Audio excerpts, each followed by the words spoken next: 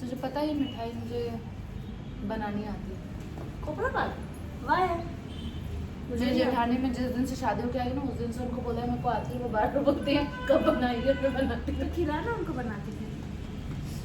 कुछ टाइम नहीं मिल मैं पाता यार यार। खाती गुड्डू को खांसी सर्दी हो जाती है ना यार, पर मन होता है खाना खा लो मैं तो मेरी गुड्डू को ही खिला देती खा लो हूँ, थोड़ी। खा लेना। इतने से कुछ ना तो खांसी की दवाई खिला दो। देख होता तो है, झूठ में बोलो मन नहीं लगूंगी, पर अब इच्छा हो रही तो क्या कर सकते पहले अपने कितने मजे से रहते थे ना शादी के दिन। हैं। लाइफ ही अलग थी यार, बहुत एंजॉय करा। मैंने इतना नहीं करा, तूने मनीषा ने बहुत किया है। उससे ज़्यादा तो मनीषा ने करा है। तूने भी किया है। मैं गणेश, जॉब, हाँ। आदिल, तेरी फ्रेंड प्रीति, शीतल, तुम एक स्कूटी में लद लद के कहाँ जाते थे। वो तो सही है, कॉलेज में मत करा। मैं अपनी लाइफ में पहली बार खजराना मंदिर फर्स्ट ईयर में गई थी, तेरे को पता होगा। मैंने मेरी जिंदगी में खजराना और राजोड़ा नहीं देखा था। हम तो और वीकेंड में मूवी जाते थे। किसी लाइफ थी मूवी में मेरी लाइफ में शादी के बाद पहली बार मूवी देखने गई थी। तुझे पता हो, मैंने शादी से पहले कभी मूवी नहीं देखी, अलाव ही नहीं होता था। क्या कर सकते हैं यार। वो अच्छा लगती है यार, पर तेरे तो अब भी मजे में, मजे में अब रिस्पॉन्सिबिलिटी बढ़ गई है। बहुत कुछ सहा है, फिर पता है, जब जगह यहाँ आई। सही बात है यार, वो चीज़ तो मैं अभी नहीं बोलूँगी, एक्सेप्ट करती हूँ। बहुत कुछ झेला है तूने तेरी लाइफ में,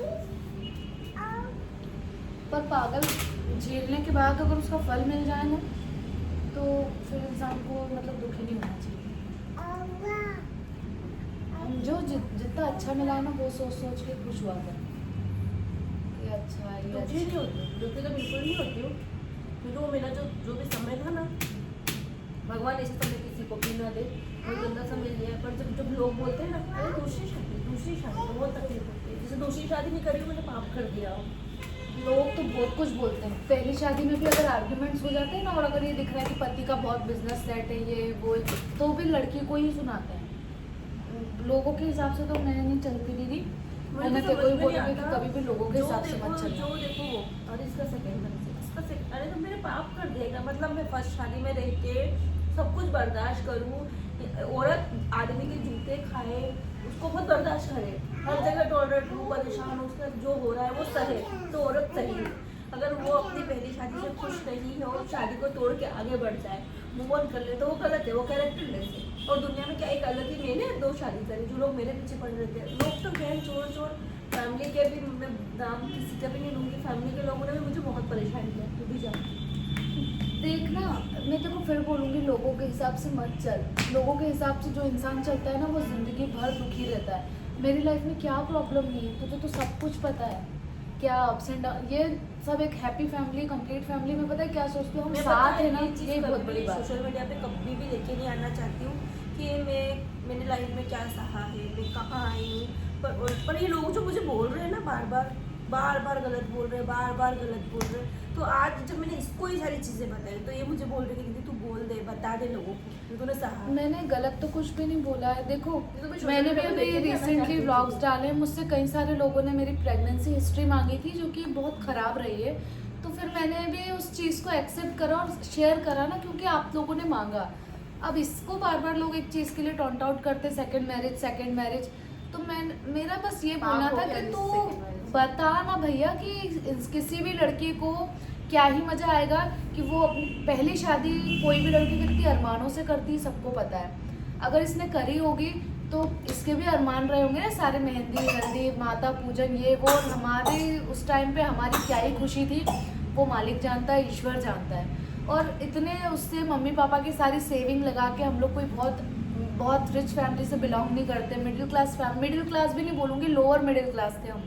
उस सिचुएशन में माँ बाप मम्मी ने अपनी सारी सेविंग लगा के शादी करी है, तो इसलिए करी है कि वो शादी 4 साल बाद जाके टूट जाए और फिर ये दूसरे इंसान से जाके शादी करे।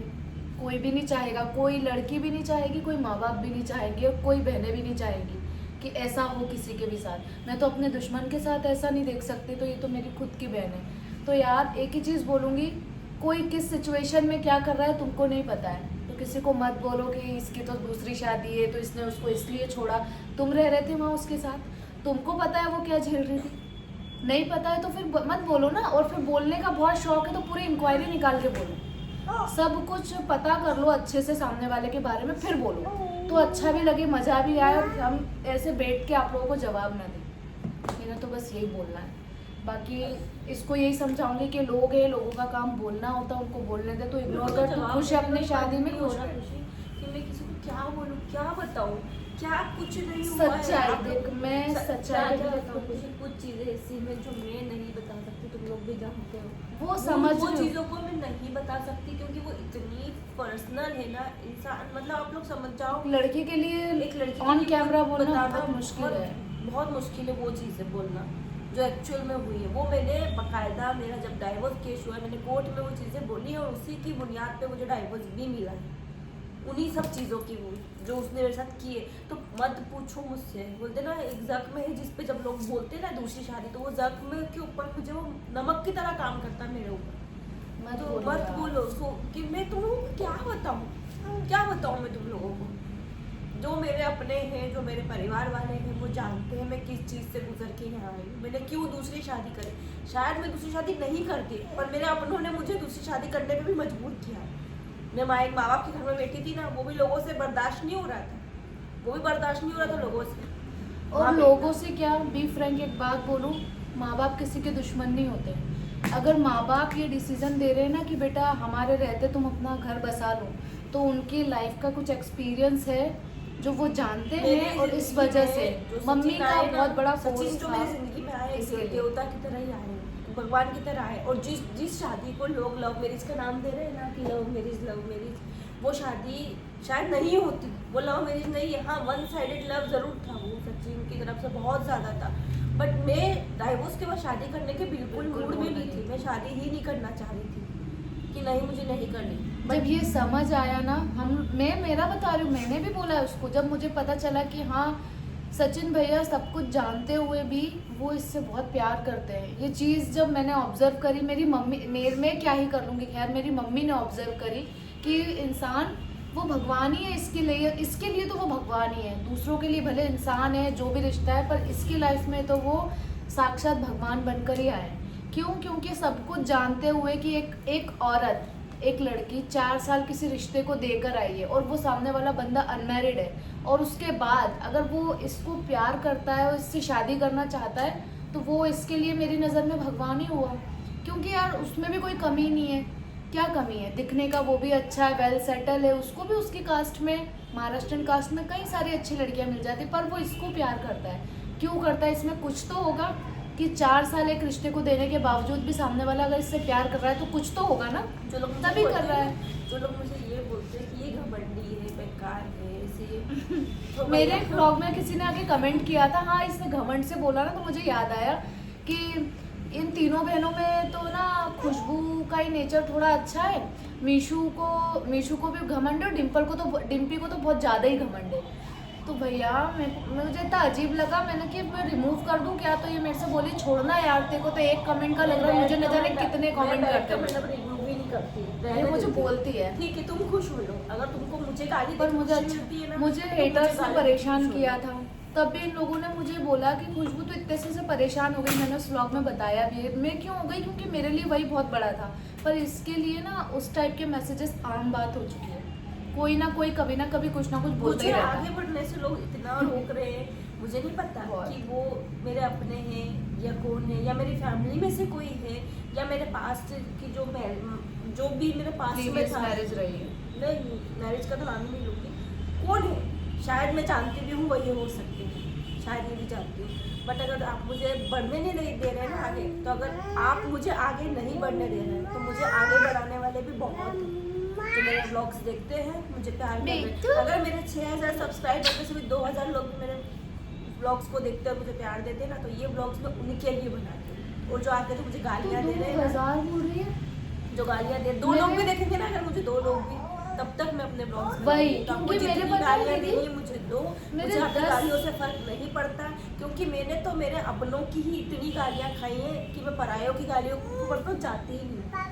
और बोल रही है ना कि मेरे अपनों की 2000, मैंने इतनी गालियाँ खाई। भैया मेरे 10-12 लोग पेटेंट है जिनको मेरे ब्लॉग्स का वेट होता है और मेरी चीज़ों का वेट होता है, तो मैं उनके लिए करती हूँ, सच बता रही हूँ। जो लोग तो मुझे 2000 की पर्सनली बात कर रही है, जो लोग मुझे पर्सनली डीएम कर रहे हैं ना कि मैम आप ब्लॉग बना, हम देखते हैं, तो मैं उनके लिए बनाऊंगी। चाहे वो मुझे एक ही वो, जब तक मुझे वो एक डीएम भी आएगा ना, मैं आपका ब्लॉग का सही वेट बात करती है। हूँ, तो मैं उसके लिए भी बताऊँगी। और जो लोग मुझे गाली दे रहे हैं वो अपनी गाली देना बरकरार रखें, क्योंकि आपकी गालियों से भी मुझे ताकत मिलती है आगे बढ़ने की। कि मुझे देख के कोई सही कहीं ना कहीं जल रहा है, मुझे देखकर कोई कहीं ना कहीं जल रहा है, तो उसको जलाने के लिए तो मैं आगे बढ़ती जाऊँगी, क्योंकि उसकी जलन की आग मुझे आगे बढ़ा रही है। सही बात है। तुम जलो, मुझे गालियाँ दो, मुझे फर्क नहीं पड़ता, क्योंकि मेरे साथ मेरे माँ बाप हैं, मेरी बहनें हैं, सबसे बड़ी ताकत मेरी बहनें हैं। और सबसे बड़ा तेरा पति, मेरा पति ने, वो तो मेरे लिए वो तेरे ईश्वरी साथ है, है। वो तो मेरे लिए ईश्वरी है। पर जब तक मेरे साथ मेरी माता पिता और मेरी 2 बहनें खड़ी है ना, तब मुझे किसी पे फर्क पड़ता ही नहीं। मेरा पति, ये जब तक मेरे साथ है, जिस दिन मेरा साथ मेरी माँ ने छोड़ दिया, मेरी बहनों ने और मेरे पति ने छोड़ दिया, शायद उस दिन मैं टूट जाऊँगी। मेरी ज़िंदगी के 4 पिलर हैं, मेरी 2 बहनें और मेरी माँ और मेरा पति, ये मेरी ज़िंदगी के वो 4 पिलर है। और मैं मेरा तो पिता 20 मेरी छत है, जो मेरे पिता है ना वो मेरी छत है। तो जब तक ये 5 व्यक्ति मेरे साथ खड़े हैं ना, मुझे फ़र्क ही नहीं पड़ता कोई मुझे क्या बोल रहा है। परिवार सबसे बड़ी ताकत होती है। मैं भी जॉइंट फैमिली में रहती हूँ। बहुत सारे अप्स एंड डाउन चलते हैं, फाइनेंशियली चलते हैं, पारिवारिक चलते हैं, लेकिन फिर भी हम साथ रहते हैं। क्यों? क्योंकि हमारे ऊपर बहुत बड़ी बड़ी मुसीबतें आती हैं और हम सब मिलके कब उसको फेस कर लेते हैं, कब वो चली जाती है, पता नहीं चलता है। इसलिए कब करते हैं और इस topic उसी को भाई मैं अभी ये बोलना ज़्यादा कुछ चाहूँगी। बोलना नहीं चाहूँगी। जो भी मुझे प्यार करता है, मेरे व्लॉग्स देखता है, उनको मेरी तरफ से ढेर सारा प्यार। लव यू टू ऑल कि आप लोग मुझे देखते हैं, मुझे सुनते हैं। और जो मेरे व्लॉग्स में आकर मुझे गालियाँ देता है, मुझे गलत बोलता है, उनका भी बहुत बहुत तहे दिल से स्वागत है। आओ व्लॉग्स देखो, जलो और अपनी गालियाँ देते रहो, अपनी ज़बान अपना दिल गंदा करते रहो। धन्यवाद। खत्म। Bye bye.